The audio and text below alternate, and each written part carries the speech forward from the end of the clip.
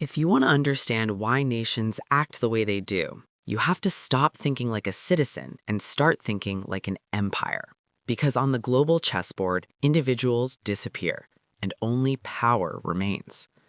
We like to believe world leaders wake up thinking about improving our daily lives. They don't. At the highest level, nations aren't managing citizens, they're managing survival. To understand global strategy, you have to zoom all the way out like you're playing a grand strategy game. You're not looking at people anymore. You're looking at resources, supply chains, military threats, trade routes. From that altitude, the math changes completely. Take economics. You'll hear someone say, America is the richest, most powerful country in history. And someone else always replies, well, I'm American and I'm not rich. Both statements can be true because they're measured at different zoom levels. At the imperial scale, individuals blur into statistics. Power is measured in industrial output, military reach, technological dominance, not personal bank accounts. And when you're managing an empire, the biggest threat isn't domestic dissatisfaction, it's other empires. Military force, strategic encirclement, supply disruption.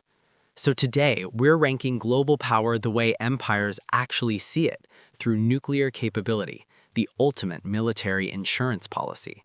7 nuclear powers, from weakest to strongest. Before the nuclear list, a few non-nuclear nations still command serious influence. Iran, for example, no confirmed nuclear weapons, but its uranium enrichment has reached levels that make global defense agencies extremely alert. Nuclear capability isn't just about possession, it's about proximity, and Iran is technologically closer than many are comfortable admitting. Then there's Saudi Arabia, also non-nuclear, but among the world's top defense spenders.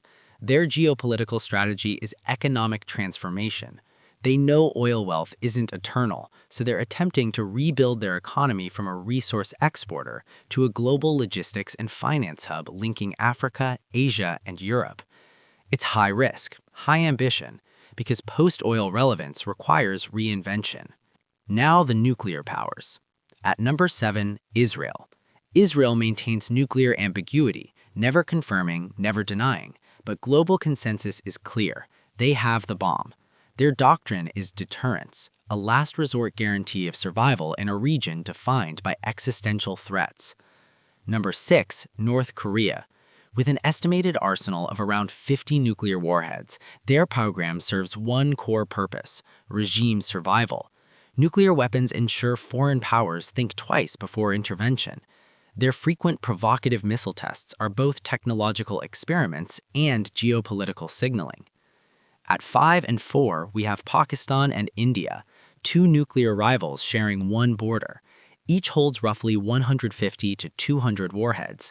Their balance isn't about global dominance, it's about mutual deterrence. India's trajectory leans west, while Pakistan maintains deep strategic ties with China. Their nuclear parity prevents large-scale war but keeps regional tension permanently high. Now the top 3, the true superpowers. The power jumps dramatically here. Number 3, Russia. Russia's greatest strengths are its vast landmass, its immense natural resources, and most critically, its nuclear volume. With nearly 6,000 warheads, Russia holds the largest nuclear arsenal on Earth. Its conventional military has faced scrutiny, but nuclear deterrence alone makes direct conquest unthinkable. Strategically, Russia frames its military posture as defensive, countering NATO expansion. Western nations frame the same actions as expansionist. Perspective defines the threat. Number 2, China. China's rise is one of history's fastest power transformations.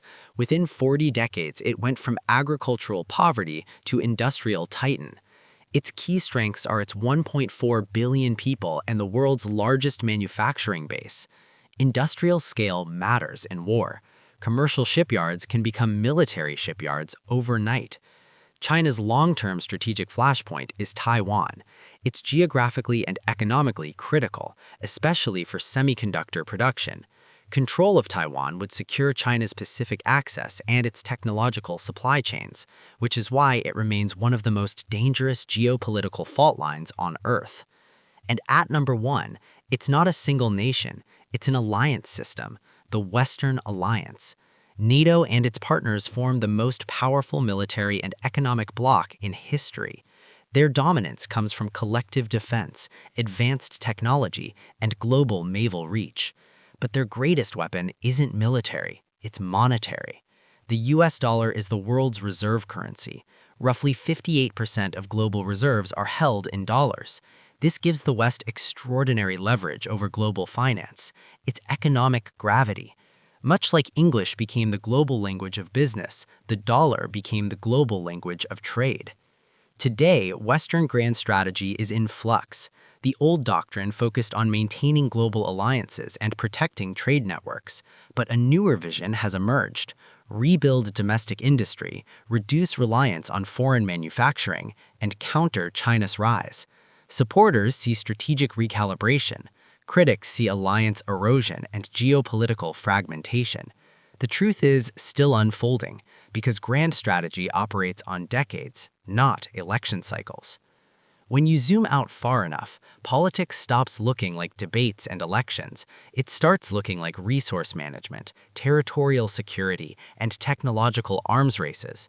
Empires don't think in terms of comfort, they think in terms of continuity.